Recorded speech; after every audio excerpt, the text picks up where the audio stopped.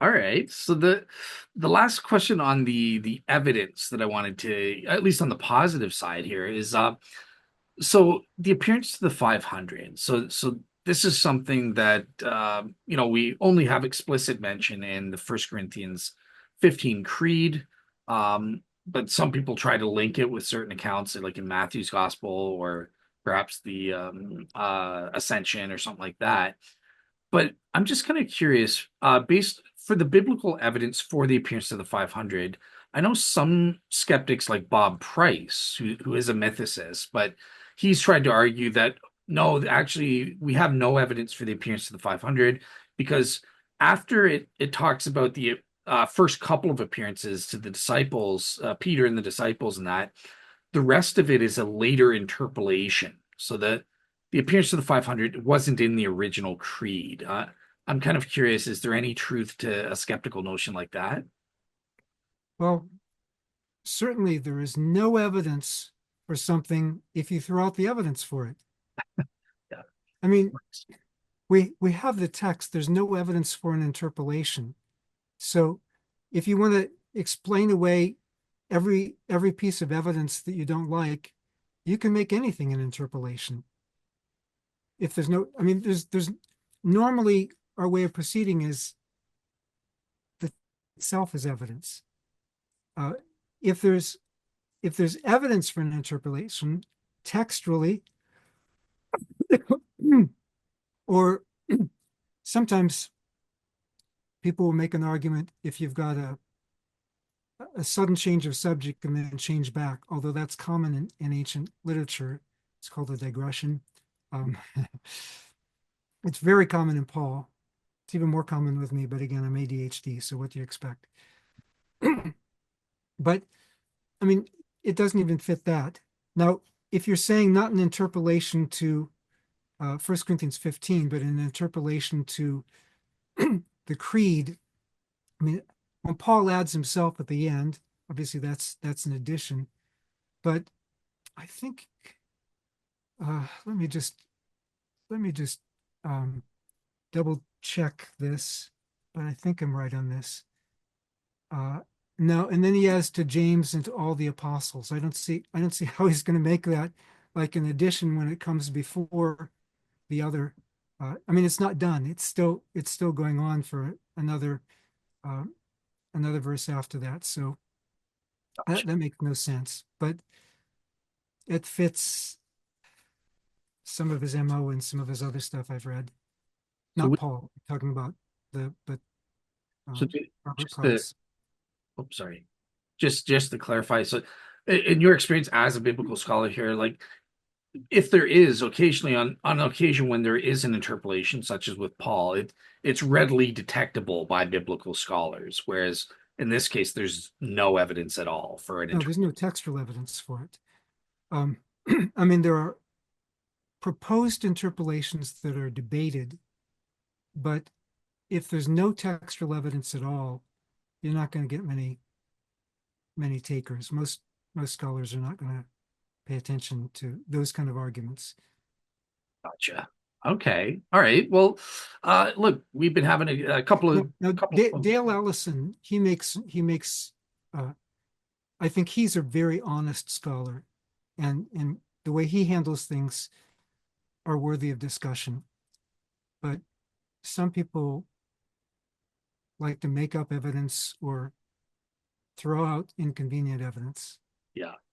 Okay. All right. Well, Craig, so far, look, we've been having a grand old time, a couple of Christians agreeing on the positive evidence, but I do want to flip and give some of the shrouds, some of the resurrection skeptical evidence as well, because there are certain biblical contradictions, or at least alleged contradictions, related to Jesus' death and resurrection. So I kind of wanted to take us over some of these, about five of them, and get your take on them one by one here. So, okay, so the first one, this is an obvious contradiction, alleged contradiction that is always raised. But look, what day was Jesus crucified on?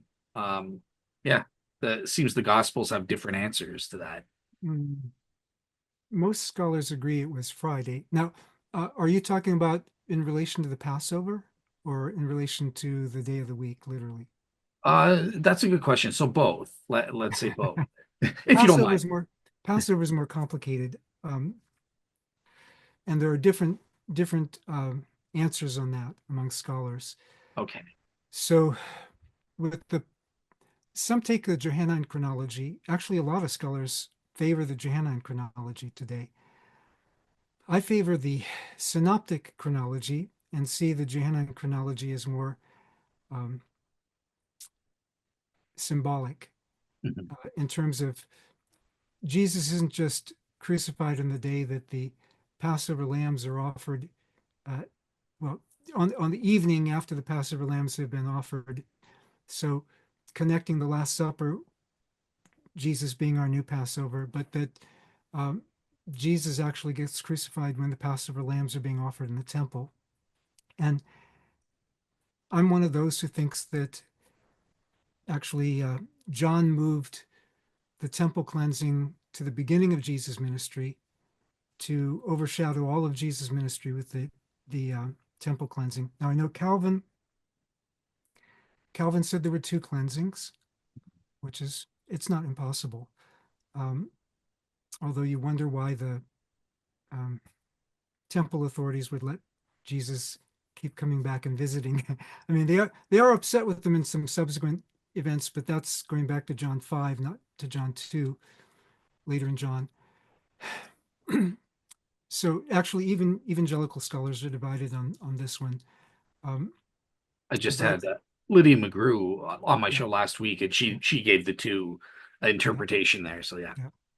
But Luther believed that John actually moved it back to John 2. He followed the synoptic approach. And so, I mean, people will say, Craig Keener, you're liberal because you agree with Mark on the, but Martin Luther did too. And, but I also agree with Martin Luther on another point. Like, who cares? What difference does it make? Uh, ultimately. So the yeah, so the Johannine versus Markan, I deal with that in much more detail in my commentaries. I think Brant Petrie handles this really well in his book on the Last Supper, and I think I fully agree with him there. Or actually, he fully agrees with me because I wrote it already in my work. But he takes it way further. But either way, I think Paul Anderson probably takes the Johannine approach, and he makes a good argument for that. Whatever the case, um, So just to be clear for the audience, like for the layman and stuff like that, um, you're saying, are you saying that you have to take one or the other approach? Like there's no way to harmonize them outside of positing two things. Like there, are you saying there is a contradiction and you have to choose one approach or the other, or it can be harmonized. It takes a good bit of okay, ingenuity, but it can anything, almost anything, maybe not anything, but a lot most things can be harmonized if you try hard enough. sure. But the in terms of ancient sources, I mean, you have this in the case of Jesus cursing the fig tree. So in Mark, they come back and find the fig tree withered the next day. In Matthew, it's withered at once. Oh, is that a contradiction? Uh, you can force a harmonization by saying he cursed two fig trees. Each gospel only mentions one. Jesus gives the same lesson on faith after uh, a disciple gives the same wow each time, 2 days in a row. I mean, the disciples were sometimes clueless, but that's really clueless. Yeah. But I think it makes a lot more sense to say that this is the kind of thing that ancient historians didn't get worked up over. You know, this is it only takes a little bit of flex room for this. The same with one day between John and the Synoptics on the which is the actual Passover. But again, that's a whole other subject that would require a whole lot of discussion. And there have been the Sadducean versus the Pharisaic Passover, the Dead Sea Scrolls versus the Pharisaic Passover, the, you know, Goodness, there's, and then, there's a lot. yeah, and then the Egyptian calendar versus, so there are just so many options that people argue about. Fair But enough. in terms of being Friday, the vast majority of scholars agree that the crucifixion was on Friday. And, you know, where John says it was the day before the Sabbath of the Passover, um, that doesn't have to mean it was the day before the Passover. Um, it can mean, because genitives, they just mean some sort of relationship between the two nouns. It could mean the day before the Sabbath of the Passover week. Hmm. So in which case it doesn't affect anything. But the, the the the thing that people really argue about is Jesus talks about after 3 days. But again, that's because we're reading it in English. We're reading it in a different culture. Part of a day counts as a whole, um, and that's just pretty standard. And you didn't have to count that way, but it was very common to count that way in ancient sources. And Paul probably calculates his 14 years in Galatians 1 that way, and so on. So 14 plus 3. Yeah. So, okay. All right. Well, here's one that's near and dear to me. But so I actually just was engaging a Christian who raised this potential contradiction here. And they were saying, well, look, the synoptics say that Jesus was buried in a syndon, which most scholars would interpret as like a single linen sheet. I think you would agree with that. Whereas the Gospel of John mentions linen Oh no. strips, plural linen strips, like or bandages or something like that, plus the Sudarian. So I just wanted to get your take. Is there a contradiction there? How do scholars understand these things in terms of the Jewish burial practices? And the other thing is with Lazarus, it mentions him coming out of the tomb with the linen being bound hand and foot and still wearing the sudarion. So wouldn't that contradict a single linen sheet or a syndon understanding? So yeah, You would have something bound around the head to keep the mouth closed. okay, And also, I mean, you could be wrapped within a linen sheet, you'd still bind something to keep the legs together. Um, After a person dies and there's rigor mortis, you normally would also have to break the rigor to get the person flat if you're going to do that. Yeah, I think you could have one large sheet. It wouldn't have to be that, but you could have one large sheet, especially if you had somebody wealthy providing the sheet, and then still have the wrappings to hold the things together. Otherwise, you know, the sheet can come. binding. Yeah, Yeah. Um, Also, in Mark, where he talks about the linen wrappings, he uses a term in chapter 16, no, sorry, chapter 15, verses 42 to 47 is where Jesus is buried. Joseph wraps him in a linen cloth. And the wording that Mark uses there is the same wording that's used one other place in his gospel in 1451 and 52. And like John, I didn't used to believe this, but as I've been writing a commentary on Mark, I've been seeing this over and over again. Mark is a master of irony.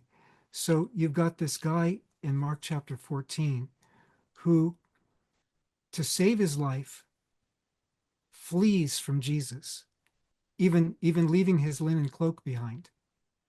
In the case of Jesus, you have Jesus who embraced death for all of us, and he's wrapped in a linen cloak.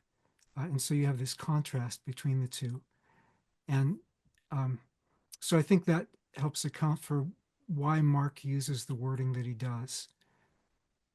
Um, but again, if Jesus rose from the dead, the details are not, you know, the Christianity doesn't rise or fall in these other things. Correct. Yeah. The secondary details are secondary, right? Or tertiary Right. and that sort of thing. So Yeah. okay. So yeah, so just sort of curious though, the in terms of like a single linen sheet, that is consistent with what we know of first century Jewish burial customs. You would agree with that? Or Of people who had enough money for that. for So it makes wealthy? sense with Joseph of Arimathea. Gotcha. Some people were just dumped. Not just dumped. I mean, they were buried, but they could be buried in pits or trenches, and then dirt thrown over them. So Gotcha. that was for the very poor. Um, but even with, the whole idea of the criminals' graves that you have in Mishnah Sanhedrin, is it six?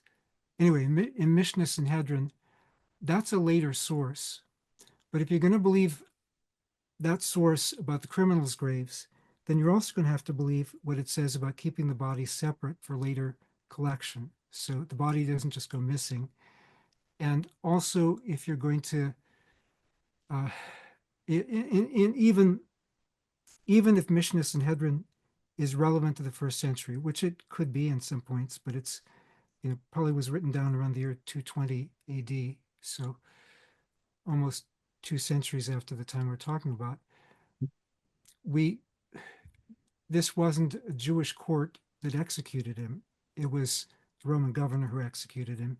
And Josephus tells us that except in times of mass executions, the bodies were usually they had to be buried. Even the Sadducees would agree with that. It was a command of the Torah.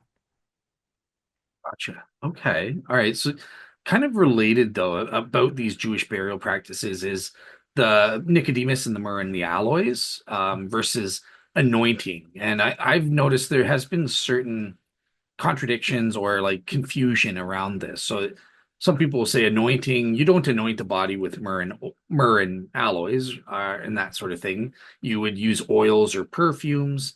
Some people are arguing that there's two anointings, one at the cross and then one in the tomb itself. And then other people have said like the myrrh and aloes would never be applied to the body or with the cloths. I think they say that's what John is saying.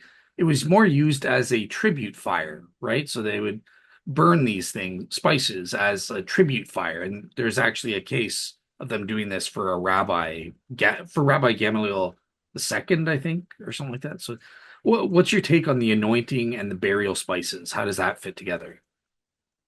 Well, when Jesus gets anointed before his burial by the woman in Mark 14, Matthew 26, and John 12, John identifies her as Mary, the sister of Lazarus, and Martha, where he's anointed there. Mark says it's with myrrh. It's a myrrh-like substance, a spice of some sort. Today, and I don't know this firsthand, actually, this is from reading because I don't personally use perfume, but but today I think they're alcohol based. Is that right? I don't know. You probably don't use perfume either, but back then they were um, they were oil based, and the oil was meant to capture the scent from the myrrh or other spices. Hmm. So anointing bodies, you could anoint the body just with oil, and actually anointing a dead body, at least with oil, was so important that, at least according to later rabbis, it was allowed on the Sabbath. So even on the Sabbath, you could wash and anoint the body, and women could wash and anoint uh, the bodies of either gender. Men could only do it with men. But in terms of anointing his body with oil, you could also work the spices into the oil so there would be a fragrant incense. We have a whole lot of uh, spice containers. Unginta, is that the name? Like broken jars or broken alabaster vials, like was used in Mark 14 and John 12, in tombs in Judea. So these things were used to anoint bodies. The burning of the spices might be used. I don't think that was this common. And especially, you're not allowed to have a public mourning for somebody who's been executed. But they could have actually anointed him with spices even before they put him in the tomb, except, you know, again, the Sabbath was not a problem for anointing the body, but they had to go buy the spices. They weren't expecting him to get executed, so they had to go buy the spices.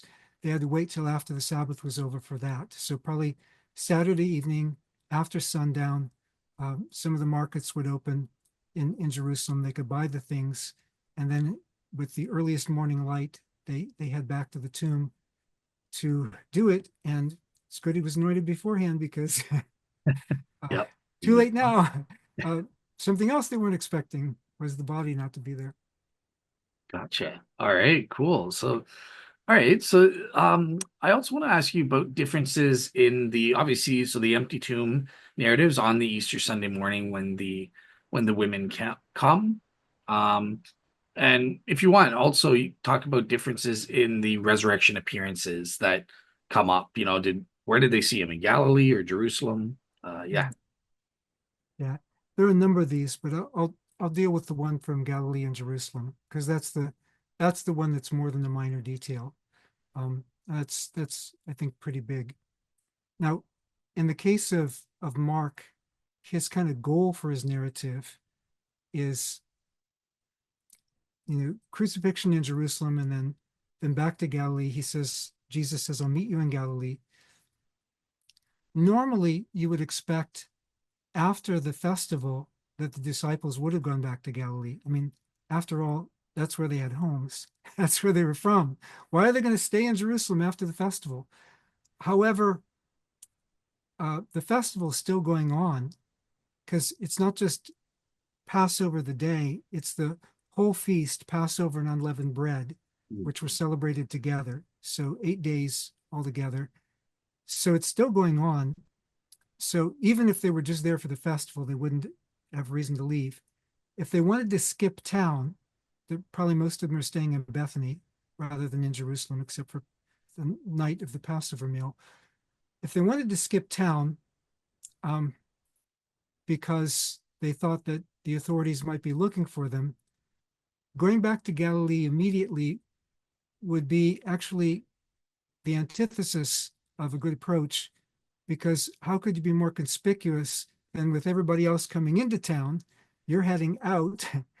um, if you lie low, you can just stay put and draw less attention to yourself until everybody's leaving, and then blend into the crowds that are leaving.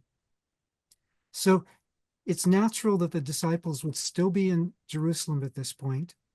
It's also natural that they would go back to Galilee, even if they hadn't been told to do so. After a certain period of time, they would go back.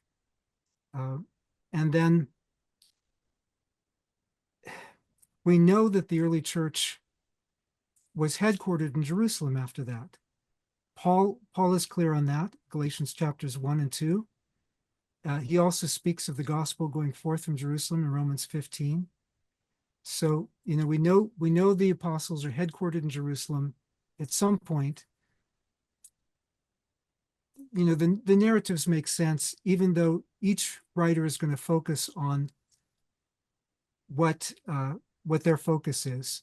So this is a case where it actually does fit together very logically. And in John, of course, you've got both. You've got Jerusalem and Galilee, although many people say John 21 is a later addition, which I've argued against, and I think most narrative critics today would argue against it. But the conventional view in most of the 20th century was it's a later addition, but the vocabulary is not different from John. It's not different in style. The main thing is that it's considered anticlimactic, but anticlimax was a common thing in ancient sources. I mean, the most commonly read work among Greeks was the Iliad, and book 24 is utterly anticlimactic. So, nobody at least in the first century, was saying that Book 24 of the Iliad was a later edition and doesn't count for what Homer thought. You Good know, point. whatever it was originally, that's not how it was viewed in the first century. Gotcha. Yeah, good point there. So, okay. All right. So, I think we kind of covered the contradictions or anything like that. Did is there anything I missed on that front, or are you good to move on to the explanations? Is there anything like important that you wanted to mention, or No, I mean, um, I just handle them one by one, and again, I think that